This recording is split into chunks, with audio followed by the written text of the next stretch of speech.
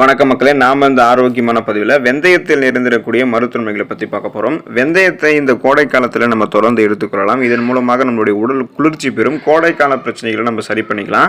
இது மட்டும் இல்லாமல் நம்மளுடைய உடலில் வரக்கூடிய பல நோய்களை வெந்தயம் நமக்கு சரி பண்ணும். வெந்தயத்தில் விட்டமின் சி, புரதம், நார் சத்து, நியாசின், பொட்டாசியம், மெக்னீசியம், மேங்கனீஸ் மற்றும் இரும்பு சத்துக்கள்லாம் அடங்கியிருக்கு.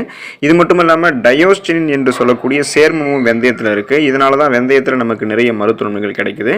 அந்த நன்மைகள் என்னென்ன அப்படின்றத பற்றி தெளிவாக விளக்கமாக பார்க்கலாம். அதை பற்றி பார்க்குறதுக்கு முன்னாடி வீடியோக்கு மட்டும் ஒரு லைக் கொடுத்துட்டு இந்த தகவலை உங்களுக்கு தெரிஞ்சவங்களுக்கும் ஷேர் பண்ணிவிடுங்க. ஏன்னா இது அவங்களுக்கும் பயனுள்ளதாக இருக்கக்கூடிய ஒரு ஆரோக்கியமான பதிவு தான். இது போன்ற அப்டேட்ஸ்களை நீங்கள் தொடர்ந்து பார்க்குறதுக்கு நம்மளுடைய ஹெல்த் நியூஸ் தமிழ் சேனலை மறக்காமல் சப்ஸ்கிரைப் பண்ணி வச்சுக்கோங்க. பக்கத்தில் இருக்கக்கூடிய பெல் பட்டனையும் கிளிக் பண்ணி ஆல் அப்படின்ற ஆப்ஷனையும் செட் பண்ணி வச்சுக்கிட்டீங்க அப்படின்னா நான் போடக்கூடிய எல்லா அப்டேட்ஸும் உங்களுக்கு நோட்டிஃபிகேஷனோட அடிக்கடி வந்து சேரும். சரி வாங்க மக்களே, இப்போ வீடியோக்குள்ளே போயிடலாம். பெருங்குடல் புற்றுநோய் தீர்ந்து போவதற்கு நம்மளுடைய உணவுகளில் நம்ம வெந்தயத்தை சேர்த்துக்கலாம். சாப்பிடும்பொழுது குடலில் சேரக்கூடிய கொழுப்புகள் மற்றும் தேவையற்ற ஸ்டார்ச் உள்ளிட்ட பொருட்களால் பெருங்குடலில் புற்றுநோய் ஏற்படக்கூடிய அபாயம் இருக்குது. இதனால் வெந்தயத்தை நம்ம தொடர்ந்து தினசரி உட்கொள்ளும் போது தேவையற்ற கொழுப்புகள் நமக்கு அகற்றப்பட்டு பெருங்குடல் சீராக இயங்க ஆரம்பிக்கும். பெருங்குடல் புற்றுநோய் ஏற்படுவதும் தடுத்துக் கொள்ளலாம். நலமோடு நம்மளுடைய குடல் இயக்கம் இருக்கும். ஆரோக்கியமான இதயத்தை பெறுவதற்கு வெந்தயத்தை எடுத்துக்கொள்ளலாம். இதய நோய் ஏற்படாமல் இருக்க விரும்புபவர்கள் வெந்தயத்தை தவிர்க்கவே கூடாது. வெந்தய விதையோ வெந்தய கீரையோ எதுவாக இருந்தாலும் அது நமக்கு பிபி என்று சொல்லக்கூடிய அந்த பிளட் பிரஷர், ரத்த அழுத்தத்தை நமக்கு கண்ட்ரோலாக வைக்கும். ஸோ அந்த ரத்த அழுத்தத்தை சீராக வைக்கக்கூடிய இயல்பு கொண்டது வெந்தயம். இதனால் ரத்த நாளங்களில் கொழுப்புகள் எதுவும் படியாது. ஸோ அந்த கொழுப்புகள் அகற்றப்பட்டு ரத்த நாளங்கள் இயல்பான அளவில் சுருங்கி விரிஞ்சு இதயத்துக்கு ரத்தத்தை அனுப்பும். ரத்த ஓட்டம் சீராக இருக்கிறதால இதய துடிப்பும் சீராக இருக்கும். இதனால் மாரடைப்பு, பக்கவாதம் போன்ற எந்த விதமான இதயம் சார்ந்த பிரச்சனையும் இருக்காது. இதயம் சீராக இயங்கி இதய நோய் ஏற்படாமல் தடுக்கிறதுக்கு வெந்தயம் உதவிகரமாக இருக்கும். எலும்புக்கு பலம் சேர்க்கிறது வெந்தயம். உடலில் எலும்புகளினுடைய உறுதித்தன்மை நச்சு பொருட்களால் பாதிக்கப்படும். உதாரணமாக அலுமினியம் எலும்பை வெகுவாக பாதிக்கும்.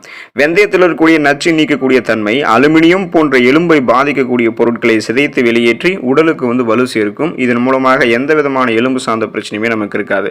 ஆஸ்டியோபோரோசிஸ், எலும்பு மெலிவு நோய், மூட்டு வலி, எலும்புருக்கி, முடக்குவாதம், எலும்பு மஜ்ஜைகளில் ஏற்படக்கூடிய பிரச்சனை, மூட்டு அலர்ச்சி போன்ற எந்த பிரச்சனையும் இல்லாமல் எலும்பு ஸ்ட்ராங்காக இருக்கும்.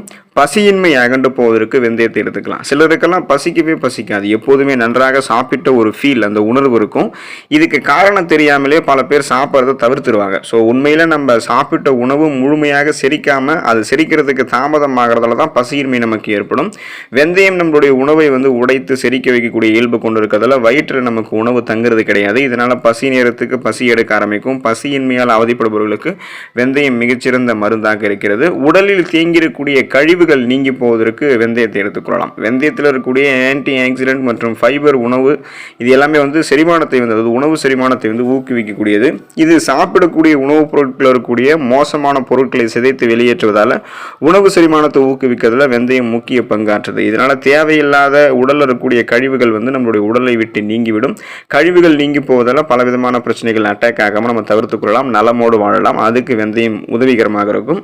சுவாச கோளாறு தீர்வதற்கு வெந்தயத்தை எடுத்துக்கொள்ளலாம். சளி, காய்ச்சல் உள்ளிட்ட பிரச்சனைகளின் காரணமாக சுவாச கோளாறு ஏற்பட்டு அவதிப்படுபவர்கள் வெந்நீரில் வெந்தயத்தை போட்டு தினசரி குடிக்கலாம். வெந்தயம் பாக்டீரியாக்களை எதிர்த்து போராடி சுவாச பிரச்சனைகளிலிருந்து விடுதலை பெற செய்யும். எந்த விதமான சுவாச கோளாறுகளுமே நமக்கு இருக்காது. முகப்பொரு தீர்ந்து போவதற்கு வெந்தயத்தை எடுத்துக்கொள்ளலாம். ஸோ குறிப்பாக நம்ம இந்த மாதிரி ஸ்கின் டிசீஸ் நமக்கு இருக்குது, தோல் நோய்கள் இருக்குது அப்படின்னா அந்த தோல் நோய் இருக்கக்கூடிய இடங்களில் நம்ம வெந்தயத்தை ஊற வைத்து அந்த வெந்தயத்தை அரைத்து தினசரி அந்த முகப்பொரு இருக்கக்கூடிய இடங்களை நம்ம தரவணும் அப்படின்னா அதை தடவிட்டு ஒரு அரை மணி நேரம் உலர வச்சுட்டு அதுக்கப்புறம் நம்மளுடைய முகத்தை கழுவணும் அப்படின்னா முகப்பொரு நீங்கி போயிடும். தோல் நோய்கள் நமக்கு இருந்தாலும் இந்த மாதிரி முறையை பின்பற்றும் போது நமக்கு அந்த தோல் நோய்கள்லாம் ஸ்கின் டிசீஸ் எல்லாம் கியூர் ஆகிடும். சொறி, சிரங்கு உள்ளிட்ட தோல் நோய்களுக்கு வெந்தயம் மிகச்சிறந்த நிவாரணி. வெந்தயத்தை ஊற வைத்து அரைத்து அதை தினசரி தோல் பாதிப்பு இருக்கக்கூடிய இடங்களை தடவி வந்தோம் அப்படின்னா தோல் நோய்கள் முற்றிலுமாக நீங்குவதோட தோலில் ஏற்படக்கூடிய அரிப்புகளும் தடிப்புகளும் கூட நமக்கு மறைந்து கண் கருவளையம் மற்றும் கரும் புள்ளிகள் நீங்கி போவதற்கு வெந்தயத்தை எடுத்துக்கொள்ளலாம். வெந்தயத்தில் இருக்கக்கூடிய விட்டமின்கள் முகத்தில் தோன்றக்கூடிய பிளாக் பிம்பிள்ஸ், அந்த கரும் புள்ளிகளையும் கண்ணில் ஏற்படக்கூடிய கருவளையத்தையும் பிளாக் சர்க்கிள்ஸையும் நீக்குகிறது. வெந்தயத்தை அரைத்து முகத்தில் தடவிட்டுட்டு ஒரு உலர்ந்ததுக்கு அப்புறம் கொஞ்ச நேரம் கழிச்சு ஒரு 30 நிமிஷம் அல்லது 1 மணி நேரம் உலர்ந்ததுக்கு அப்புறம் கொஞ்ச நேரம் கழிச்சுட்டு நம்ம அதை கழுவினோம் அப்படின்னா இறந்த செல்கள், பாக்டீரியா, அழுக்குகள், கிருமிகள் இது எல்லாத்தையுமே நமக்கு வெளியேற்றிடும். ஸோ நம்மளுடைய கண் கருவளையம், கரும்புள்ளிகள்லாம் எதுவுமே இருக்காது. சருமம் நமக்கு தூய்மை தூய்மையாக இருக்கும். அதனால் சருமம் பளபளப்பு பெறுவதற்கு, சருமம் தூய்மை அடைவதற்கு வெந்தயத்தை எடுத்துக்கொள்ளலாம்.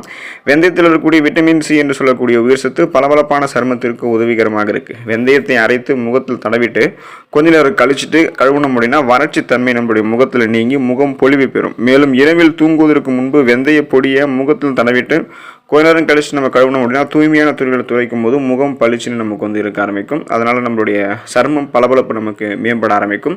எந்த விதமான சருமம் தொடர்பான பிரச்சனைகளும் இருக்காது. சரும சுருக்கங்கள் இருக்கவே இருக்காது. வயிறு மற்றும் தொண்டை புண் தீர்வதற்கு வெந்தயத்தை எடுத்துக்கலாம். வயிறு மற்றும் தொண்டை பகுதியில் ஏற்படக்கூடிய புண்களை வெந்தயம் குணமாக்குது.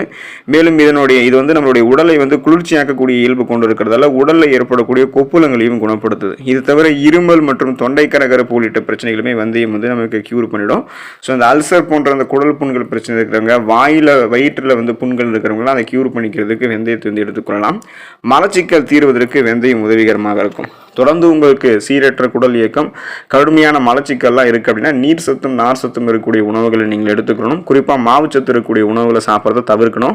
அப்புறம் தொடர்ந்து வெந்தயத்தை தினசரி உங்களுடைய உணவுகளை சேர்த்துக்கொள்ளும் போது மலச்சிக்கல் நீங்க ஆரம்பிக்கும். ஏன்னா சாப்பிடக்கூடிய உணவை நல்லா செரிக்க வச்சு வயிறை சுத்தமாக வைத்துக்கொள்ளக்கூடிய திறன் வெந்தயத்துக்கு இருக்குது. ஸோ இப்போ நம்ம உணவு சாப்பிடுவோம், அந்த உணவு உடைக்கப்பட்டு அது நமக்கு ஆற்றலாக மாற்றப்படும். மீதி இருக்கக்கூடிய கழிவுகள் எந்த விதமான பிரச்சனையும் இல்லாமல் வெளியேற்றப்படும். அதுக்கு காரணமாக வெந்தயம் நமக்கு உறுதுணையாக இருக்கும். தேன் மற்றும் பொடுகு தொல்லை தீர்வதற்கு வெந்தயத்தை எடுத்துக்கலாம். தேங்காய் எண்ணெயில வெந்தயம் மற்றும் கற்பூரத்தை போட்டு நீண்ட நேரம் ஊற வைக்கணும். இதை குளிக்கும் போது தலையில நல்லா தேய்ச்சி அலசும் போது பேன் பொடுகு தொல்லை நீங்கும். இதுல தேங்காய் எண்ணெய்க்கு பதிலாக பாலை கூட நம்ம பயன்படுத்தலாம். ஸோ பேன் மற்றும் பொடுகு தொல்லை நமக்கு தீர்ந்து போயிடும். சீதபேதி தீர்வதற்கு வெந்தயத்தை எடுத்துக்கலாம். உடல் வெப்பம் காரணமாக சீதபேதி ஏற்பட்டு அவதிப்படுபவர்களுக்கு வெந்தயம் மிகச்சிறந்த மருந்து. இது உடல் சூட்டை தணிக்கிறதால மிகச்சிறந்த சீதபேதி நிவாரணியாக விளங்குது.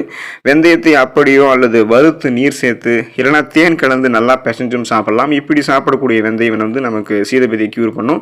வெந்தயத்தை வறுத்து வெல்லம் சேர்த்து இரண்டையும் நல்லா இடித்து சாப்பிட்டாலுமே சீதபேதி குணமாகும். அல்லது வெந்தயத்தை மோரில் ஊற வச்சும் குடிக்கலாம். மோரில் ஊற வைத்த வெந்தயம் வாயு உள்ளிட்ட வயிற்று பிரச்சனைகளுமே நமக்கு சரி பண்ணிடும். சிறுநீர் பிரச்சனை தீர்வதற்கு வெந்தயத்தை எடுத்துக்கலாம். சிறுநீர் சம்பந்தமான பிரச்சனை இருக்கிறவங்க வெந்தயத்தை உணவில் சேர்த்துக் கொள்வதற்கு காரணம் இது நம்முடைய உடலை குளிர்விச்சு வறட்சியையும் வெப்பத்தையும் நம்முடைய உடல் நீக்கி சிறுநீரை பெருக்கி அந்த சிறுநீர் வழியாக நம்மளுடைய உடலில் இருக்கக்கூடிய கழிவுகளை வெளியேற்றிவிடும். இதனால சிறுநீரகம் சார்ந்த நோய்கள் உங்களுக்கு இருக்காது. சிறுநீரக கற்கள் உண்டாகுவது, உருவாகி இருக்கக்கூடிய கற்களை கரைக்கிறது. ஸோ இது எல்லாத்தையுமே நீங்கள் அந்த கற்களை கரைத்துக் கொள்ளலாம். சிறுநீர் கற்கள் உருவாகாமல் பாதுகாத்துக்கலாம். சிறுநீரகத்தில் எந்த விதமான தொற்றும் ஏற்படாது. சிறுநீரகம் அந்த கழிவு நீக்க மண்டலம் உங்களுடைய அந்த கழிவு நீக்க மண்டல வேலையை மிக சிறப்பாக செய்வதற்கு வெந்தயம் உதவிகரமாக இருக்கும்.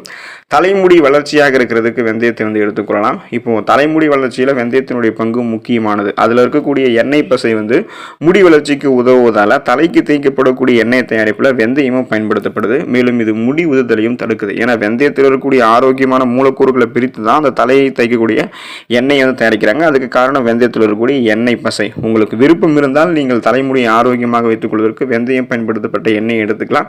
ஸோ இது உங்களுக்கு எப்படி இருக்கின்றது நீங்க தான் பார்க்கணும். ஸோ அது உங்களுக்கு நல்லா இருக்குன்னா நீங்க எடுத்துக்கொள்ளலாம். எனவே தொடர்ந்து வெந்தயத்தை உங்களுடைய உணவுகளை சேர்த்துக்கோங்க. உடல் குளிர்ச்சியாக இருக்கும். கோடைக்கால பிரச்சனைகள்லாம் உங்களுக்கு சரியாயிடும். எந்த பிரச்சனையும் இல்லாமல் நலமோடு வாழலாம். அடுத்த ஆரோக்கியமான பதிவில் மறக்காம சந்திப்போம். நன்றி மக்களே.